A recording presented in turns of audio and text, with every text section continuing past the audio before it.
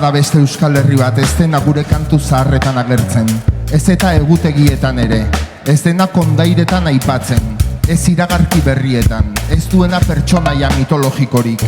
Bada beste Euskal Herri bat, ez duena baso magikorik, ez zelai berderik, ez harri zaharrik, ez dauka joare hotxik, ez dauka euskalkirik, ez bustidura bereizgarririk, ez dauka eskaratzik, ez askarik, ez iturri zaharrik, ez eta amona arrain saltzailearen oihartzunik.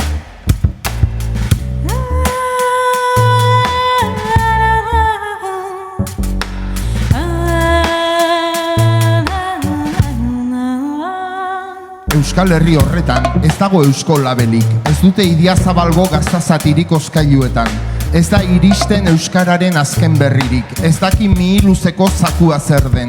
Euskal Herri horrek ezinbestean garraio publikoa erabiltzen du lanera joateko.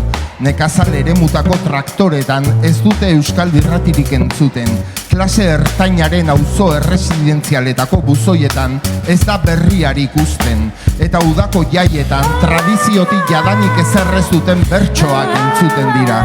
Euskal Herri horretan prekozinatuz eta izoztutako produktuz betetako euskal sabelak daude. Etxe askotako leihoetatik janari exotikoen usainak kaleratzen dira. Guk aspaldi abandonatutako pinudietan, barbakoen bueltan elkartzen dira. Noizbait berriak izandako parkeak berpizten dituzte ilunabarretan. Eta maitasun eta gorroto trap kantuak entzuten dira mugikor amplifikatuetatik. Euskal Herri horretan Hego Amerikatik etorritako emakumeek pasiatzen dituzte gure aitona-amonak. Fruta pakistaniarrek saltzen dute, arropa txinatarrek, eta babarrun gorrien ordez frijoleak jaten dituzte. Euskal Herri hori ez dute inoiz telebistan ateratzen, agian ez delako polita, agian handik ez delako txirrindularirik sortzen, ez euskal izarrik, han ez delako ezer inauguratzen, ez delako aurkikuntzarik egiten, agian ara ez garelako ezertara joaten. Euskal Herri hau errepide eta industria orube arteko auzo handietan eta herri populatuetan dago. Eta baita mugetako herri txikietan, zekale eta lur sail gorrien artean, eta aspaldi bere hizkuntza galdu zuen lurrari lotutako nekazariek habitatzen dute. Eta hirietan aspaldi dekadentzian dauden etxe bizitza blokeetan bizi dira. Itxitako fabriketako langileek jada bete ezin dituzten taberna itxiez inguratuak. Gure bizirautearen angustiarek ez dute beraiena baizik. Eguneroko arazoak beste batzuk dituzte. Haiek eta guk Euskal Herria esaten dugunean ez dugu gauza bera esaten. Askok ez dute irulegi inoiz entzun eregin. Ez Amaiur, ez Foruak, ez Durangoko Azoka, ez dago apenas euskal kultur programaziorik. Beraientzat etimologia guretzat bezain garrantzitsua ote da. Euskal Herri hori hunkitzen ote da gu hunkitzen garenean, ba ote daki gu nor garen, izan ere gu esaten dugunean ez gara haietazari.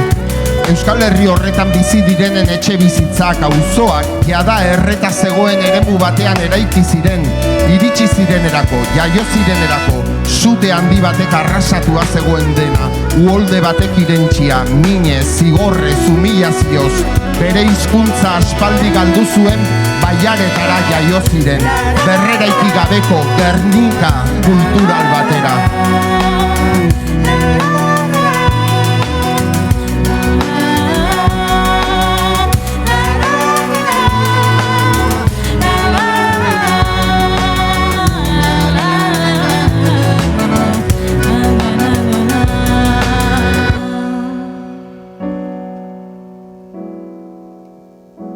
Baina Euskal Herri horretan ere, eskola atarian bere seme-alabak euskaraz jasotzen dituen jendea dago. Euskaraldian, bere txaparekin ateratzen dira beraiek bezalako norbait aurkitzeko irrikan. Eta korrika iragartzen den egunean, auzoti pasako ote den ilusioz begiratzen dute aurten bai esanaz. Zaharrenek inorkitz egiten ez zuen hizkuntza ikasi zuten diktaduraren gauetan, eta oraindik, hamarkadak pasa arren, beti berritzat joak dira. Baina hala ere, galdua zegoen hizkuntza ikasi duten biloben aitona-amonak dira, eta eurein mila sufrimentu eman badizkie ere horrek. Beraien seme alabek bide bera hartuko duten esperantzarekin bizi dira. beraiena da mintzorik politena, akatsez eta zalantzaz betea, lokaztua, nahasia, deformatua, hitz totelka munduratzen ari den euskara berria delako. Urteak eta urteak daramatzaten lurri dorre iraultzen, hasia ereiten, kale berrietan euskal kantu zaharra kantatzen, eta kale zaharrei kantu berriak ematen, gutxiengo izaten, beraien lurrean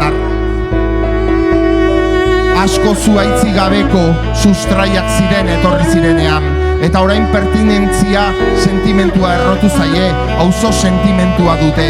Mendi lerroak bezain beste maite dituzte etxe lerroak, eta etxe horratzak dituzte gaztelutzat. Brontzezko eskuen ordez amiantozko birikak dituzte, eta deialdi nazionaletara joaten diren aldiro asko garela gogoratzen dute, gereienetan beraiek ahaztuak diren arren. Gure izatearen liburuan azkenak agertu arren, borroka honen lehen gudalerroa dira, amestutako etorkizunaren lehen eguna, galdutako lurraren lehen eremu berreskuratua, idazten ari garen historia berriaren lehen hitza, aintzindariak, gure identitate berriaren lehen abizenak eurenak dira. Bada beste Euskal Herri bat, gure sutondoko ipuinetatik oso kilometro gutxitara, gure apaletatik hain gertu, baina liburuetatik hain urrun. Bada beste Euskal Herri bat, gure geografia eta klima berekoa, lur zahar eta maitatu honen zati dena beste edozein bezain bat. Euskal Herria esaten dugunean, aipatzen ez dugun Euskal Herria da, Euskal Herria B. Bada beste Euskal Herri bat eta hau da, eta beraiek ez dakite baina, gure etorkizuna haiek dira, eta haien etorkizuna.